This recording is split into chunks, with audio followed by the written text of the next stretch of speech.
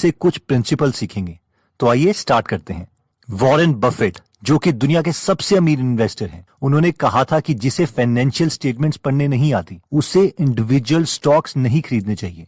और ये एकदम सही है। और इसीलिए इस वीडियो में हम फाइनेंशियल स्टेटमेंट्स को पढ़ना सीखेंगे, और वो भी बहुत इंटरेस्टिंग वे में। देखिए, फाइनेंशियल स्टेटमेंट्स हमें तब समझ आएगी जब हम कंपनी के प्रोसेस को समझते हैं। तो आइए हम पहले कॉन्सेप्ट से स्टार्ट करते हैं, जो कि है bonds are safer than stocks. इस कॉन्सेप्ट को समझने के लिए हम आपके लिए कंपनी खोलते हैं, जिसका नाम हम रखेंगे कंपनी ए, जिसको आपने 7 लाख शेयर्स में तोड़ा है और हर शेयर की कीमत ₹1 रखी है। ये कंपनी आपने इसीलिए खोली है ताकि आप टी शर्ट्स के बेच सकें।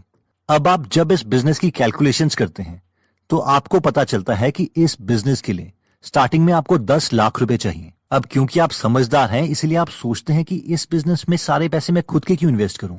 आप कंपनी ए में सिर्फ 5 लाख रुपए इन्वेस्ट करते हैं और 5 लाख शेयर्स के ओनर बन जाते हैं। लेकिन बाकी के 5 लाख रुपए कहां से आएंगे? आप अपने 2 दोस्तों से बात करते हैं और वो दोनों दोस्त आपको पैसे देने के लिए राजी हो जाते हैं। आपका पहला फ्रेंड राम आपको 3 लाख रुपए देता है, जिसके बदले उसे आपकी कंपनी से 3 लाख का बॉन्ड सर्टिफिकेट चाहिए। अब आप बोलेंगे, ये बॉन्ड सर्टिफिकेट क्या है? बॉन्ड बेसिकली एक सर्टिफिकेट है जिसमें लिखा हुआ है कि आप अपने दोस्त को 3 लाख रुपए वापस करेंगे विद इंटरेस्ट, जस्ट एक लोन की तरह जो आपने बैंक के बजाय अपने दोस्त से लिया है। और इसके बाद आपका दूसरा दोस्त श्याम भी आपको 2 लाख रुपए देने के लिए राजी हो जाता है। लेकिन इस 2 लाख रुपए के बदले उसे आपकी कंपनी में 2 लाख शेयर्स चाहिए ₹1 के हिसाब से, यानी आप उसे अपनी कंपनी में 2 लाख की इक्विटी देंगे। तो अब हम आपकी कंपनी ए की बैलेंस शीट बनाते हैं। तो एक कंपनी की बैलेंस शीट में बेसिकली 2 चीजें होती हैं, एसेट्स और लायबिलिटीज। अब इसमें एसेट्स और लायबिलिटीज की डेफिनेशन रिच डैड और पुअर डैड की बुक से थोड़ी डिफरेंट है। एसेट्स वो चीजें हैं जो कंपनी ओन करती है, जैसे कि कोई कैश, प्रॉपर्टी, कोई मैकेनिकल टूल जो कंपनी को चलाने के लिए चाहिए, एक्सेट्रा। जबकि लायबिलिटीज वो चीजें हैं जो कंपनी को किसी को देनी है, फॉर एग्जाम्पल बैंक लोन या बॉन्ड्स की फॉर्म में लिया हुआ लोन, या फिर इक्विटी से कलेक्ट हुआ पैसा जो कि शेयर होल्डर्स को वापस देना है। तो आपकी कंपनी ए की बैलेंस शीट कुछ इस तरीके से दिखाई देगी, जिसमें लेफ्ट साइड में आएगा एसेट्स और राइट साइड में आएगा लायबिलिटी। आपके पास एसेट्स हैं सिर्फ 10 लाख रुपए की टी शर्ट्स के, क्योंकि आपने अपना सारा पैसा इसी में इन्वेस्ट कर दिया। जो 5 लाख रुपए आपने खुद इन्वेस्ट करे थे, 3 लाख रुपए जो आपके फ्रेंड राम ने दिए थे और 2 लाख रुपए जो आपके फ्रेंड श्याम ने दिए थे। अब राइट साइड की लायबिलिटी में इसमें है 3 लाख रुपए के बॉन्ड्स जो आपको आपके फ्रेंड राम ने दिए थे। सेकंड लायबिलिटी है 2 लाख इक्विटी की, जिसमें 2 लाख शेयर्स हैं जो कि श्याम के हैं। और थर्ड लायबिलिटी जो कंपनी के ऊपर है वो है आपकी, जो कि है 5 लाख शेयर की, क्योंकि 5 लाख आपने भी कंपनी को दिए हैं। अब आपको लगेगा कि ये लायबिलिटी में मेरे शेयर्स की इक्विटी कैसे आ गई? मैं तो कंपनी का ओनर हूं। लेकिन लीगली लॉ की नजरों में कंपनी और आप अलग अलग हैं, और कंपनी के ऊपर आपको पैसे देने की लायबिलिटी है, क्योंकि कंपनी ने आपको 5 लाख रुपए देने हैं। 10 लाख रुपए के एसेट्स हैं और 10 लाख की लायबिलिटी है। अब सवाल आता है कि अगर आपका ये बिजनेस चला ही नहीं और वो फेल हो जाता है तो? अब क्योंकि आपके पास 10 लाख की टी शर्ट्स हैं तो आप मार्केट में जाते हैं उसे बेचने के लिए, लेकिन दुकानदार आपको सिर्फ 3 लाख रुपए देता है, क्योंकि उसकी नजरों में आपके 10 लाख की टी शर्ट्स की कीमत सिर्फ 3 लाख रुपए है। I am sorry for the loss. अब आपके लॉस के लिए सॉरी, बट मेन पॉइंट ये है कि ये जो 3 लाख रुपए आपके 10 लाख की टी शर्ट को बेच के मिले हैं, वो किसको जाएंगे? आपको, आपके फ्रेंड राम को जिसने आपको 3 लाख रुपए दिए थे बॉन्ड्स के लिए, या आपके फ्रेंड श्याम को जिसने आपको 2 लाख रुपए दिए थे स्टॉक्स के लिए। अब आप सोचेंगे कंपनी तो मेरी है, कम से कम ये 3 लाख रुपए मैं तो रखूं। लेकिन ऐसा नहीं होगा। ये 3 लाख रुपए आपके फ्रेंड राम को जाएंगे, जिसके पास कंपनी के बॉन्ड्स हैं। यानी जब भी कंपनी बैंकरप्ट होती है तो उसके एसेट्स को बेच के सबसे पहले बॉन्ड्स ओनर को पैसा दिया जाता है, यानी bonds are safer than stocks. Next concept आता है लिक्विडिटी ऑफ एसेट्स। अब हम मान के चलेंगे कि आप एक बिजनेस ओनर नहीं हो, बल्कि एक इन्वेस्टर हो, यानी कंपनी ए आपकी कंपनी नहीं है, लेकिन मार्केट में ये नई नई कंपनी आई है जिसके पास 10 लाख के एसेट्स हैं। वहीं पर एक और कंपनी आपको दिखती है, कंपनी बी, जिसके पास सिर्फ 8 लाख के एसेट्स हैं, और आपको एज एन इन्वेस्टर इन दोनों कंपनी में से एक में इन्वेस्ट करना है। तो आप अपने पैसे किस में इन्वेस्ट करोगे, कंपनी ए में या कंपनी बी में? हम में से कई लोग सोचेंगे कि कंपनी ए में 10 लाख के एसेट्स हैं, लेकिन कंपनी बी में कम एसेट्स हैं, तो कंपनी ए एक ज्यादा राइट चॉइस है। लेकिन इस केस में ये गलत है। अब आप पूछेंगे क्यों? क्योंकि अगर हम कंपनी बी की बैलेंस शीट को ध्यान से देखें तो इसमें जो 8 लाख के एसेट्स हैं वो गोल्ड है, यानी सोना है, जिसका मतलब है कि कंपनी बी के पास जो एसेट्स हैं उनकी लिक्विडिटी ज्यादा है एज कम्पेयर टू कंपनी ए। यानी अगर कल को कंपनी बी बैंकरप्ट होती है तो इसके एसेट्स बहुत जल्दी बिक जाएंगे। और अगर आपने इस कंपनी के बॉन्ड्स में इन्वेस्ट किया है तो आपके पैसे और रिटर्न काफी सेफ है। यानी ऐसी कंपनीज को प्रेफर करें जिसके एसेट्स की लिक्विडिटी ज्यादा हो। नेक्स्ट कॉन्सेप्ट कहता है कि buy stocks if market value is less than intrinsic value. ये कॉन्सेप्ट कुछ इस तरीके से है कि अगर आपको 30 लाख रुपए में कोई घर मिल रहा है तो आप उसे उसी वक्त खरीद लो, अगर आपको पता है कि उस घर के अंदर एक सेफ है और उस सेफ के अंदर 30 लाख रुपए हैं और वो सेफ आपको घर के साथ जरूर मिलेगा। अब आप बोलोगे सर कंपनीज के साथ ऐसा थोड़ी ना होता है, तो इसे हम एक और एग्जांपल लेके समझ लेते हैं।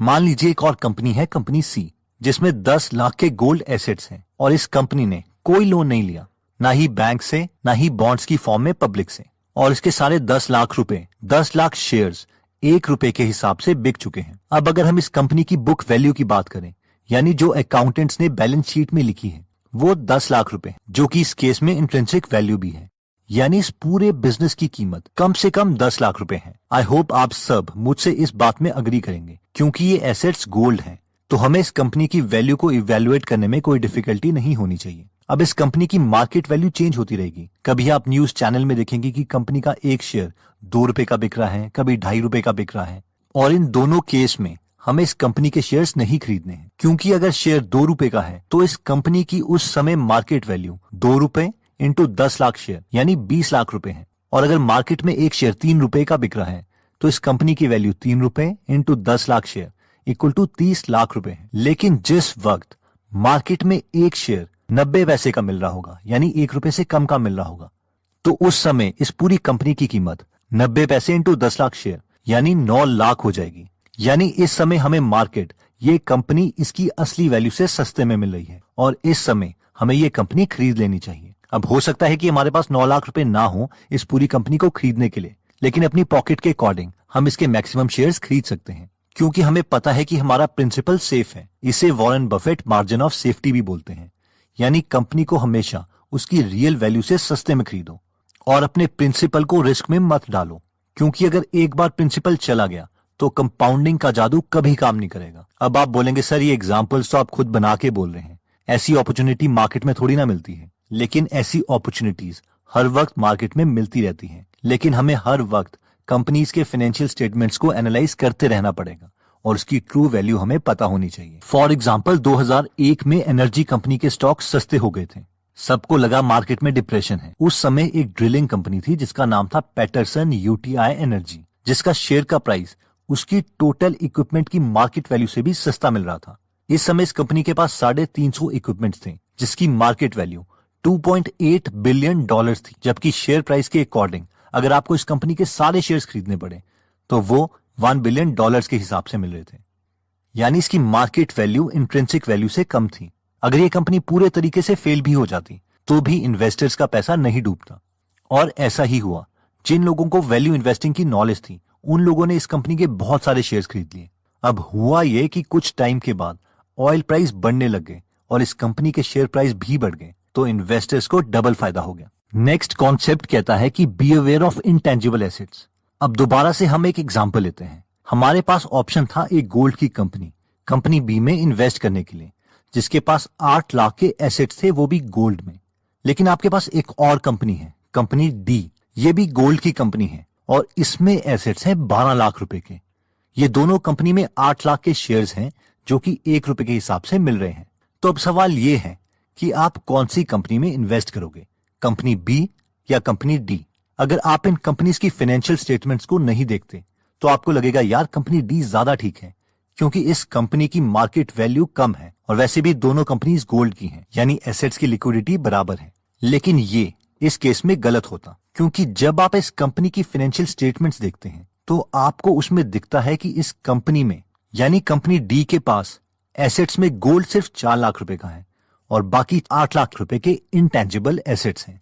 अब आपको समझ नहीं आता कि ये इंटेंजिबल एसेट्स कौन से हैं, इसलिए आप कंपनी डी में कॉल करते हो तो वो आपको बताते हैं कि कंपनी डी ने जो रिसेंटली अमिताभ बच्चन के साथ ऐड की थी इस कंपनी को प्रमोट करने के लिए, तो उसमें 8 लाख रुपए लग गए थे और यही कंपनी का एसेट है जो कि उन्होंने अपनी फाइनेंशियल स्टेटमेंट में एसेट्स के कॉलम में लिखा है। अगर आप कंपनी डी को एनालाइज करो तो आपको भी पता है कि ये ऐड की वीडियो कोई रियल एसेट नहीं है और बैंकरप्सी के केस में इसे बेचा नहीं जा सकता।